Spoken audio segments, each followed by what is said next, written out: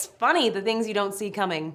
I knew this wasn't going to be easy, but what I did not bet on was how much tougher it was going to be working with the senator's wife-to-be. The thing is, I can't really put my finger on it. Caroline's nice, but there is something off here. And to be fair, it could be me and not just her. But this is my documentary, so I'm going to be honest. Caroline Lee comes off as a pretentious, self-centered coffee snob. I thought I was a coffee snob, but she thinks she's too good for our coffee? We have great blends, just as Frank Churchill. Oh, and how about the way she treats Harriet? She is no better than Harriet, except for her absolute conviction that she is. In the end, I was hoping that the senator would find someone who would bring out the best in him. Harriet would have done that. But now I'm afraid that Caroline Lee will bring out the absolute worst. And what is up with her calling Alex Al? What is that?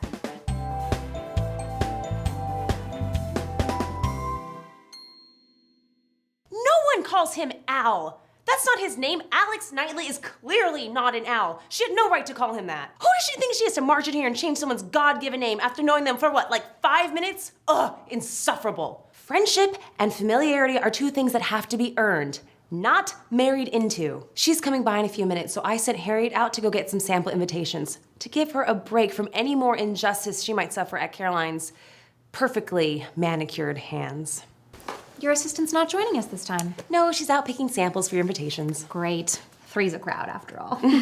Let's talk about venues. What are all of your requirements? Well, we need a lot of space because we have a very long guest list. You know how well connected James is, and I have some very high-profile friends. Yes, I'm aware.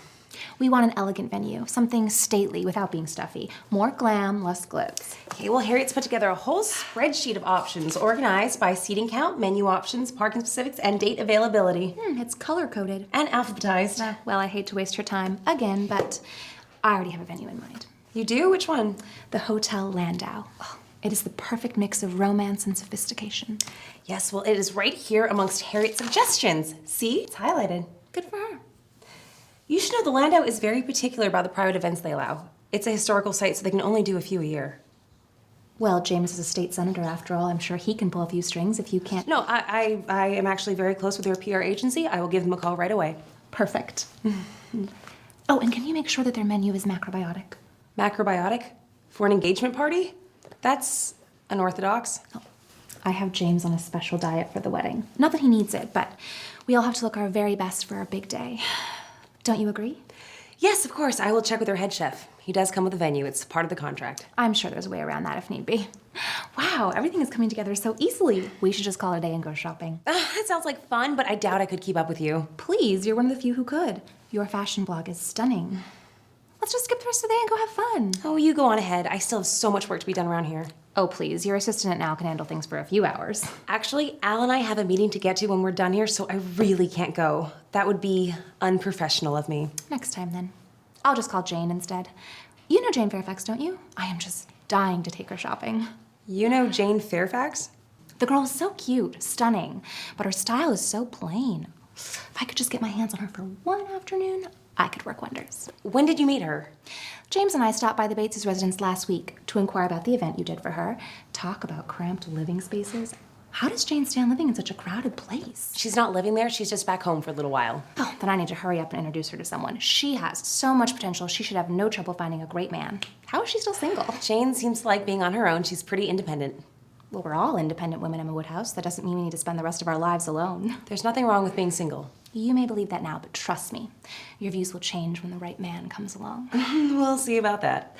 I'm sure if the right perfect guy showed up, Jane would realize what she was missing. And I'm going to find her that person. Sounds great. Oh, I'm sorry. I can find someone for you too, seriously. It'd be no trouble. I'm good. Okay, so tell me something. What is going on between you and Al? Are you two involved? No! Emma, I can keep a secret. You can trust me. Al and I are strictly business partners. That's fine for now. But what happens when some young, independent woman comes out of nowhere, just snatches them right out of your fingers? How's that gonna make you feel? As long as she makes Alex happy, I would be happy for them. They would have my sincerest blessing. Good for you. I hope you always believe that. Well, I should leave you to your work. This was fun.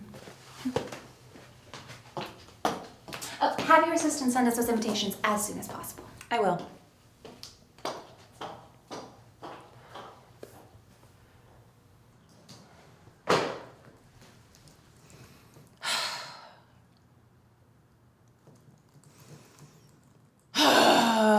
Is it really that bad? Yes, it is. It is really, really, really bad. See, there you go again, over-exaggerating. I've met Caroline. She seems like a perfectly nice, normal woman. Somebody's got you fooled, doesn't she, Al? Oh, please don't call me that. Oh, but Caroline gets you? What's up with that? She is the client. She can do whatever she wants. Oh, so she can be rude to Harriet, she can do my job for me, and she can insult our coffee as long as she pays us? To a certain extent, yes. Remember the adage, the client is always right. But what about when the client is insufferable? Those two are not mutually exclusive. She's only been here a week and already she's inserting herself everywhere. She's calling you Al, she's bossing around Harriet, and she is trying to set up Jane Fairfax. She is making herself comfortable and she is working directly with you, which she should be doing. It's not only that. She thinks she knows what's good for everyone else when in reality she has no idea. Go on. Well, take Jane Fairfax, for example. She wants Jane to be her little paper doll. She wants to dress her up and find her a man when Jane didn't ask for any of this. I almost feel sorry for Jane. No, I do feel sorry for Jane. Do you see what this woman is doing to me? This isn't funny. No, it's amazing. Kettle, have you met my friend Pot? What are you talking about? Telling other people what they need, fixing them when they don't need to be fixed. Who does that sound like? Alex Knightley, do not say what I think you're going to say. Oh, I'm gonna say it. Don't you dare. She is doing to Jane what you did to Harriet. She's exactly like you.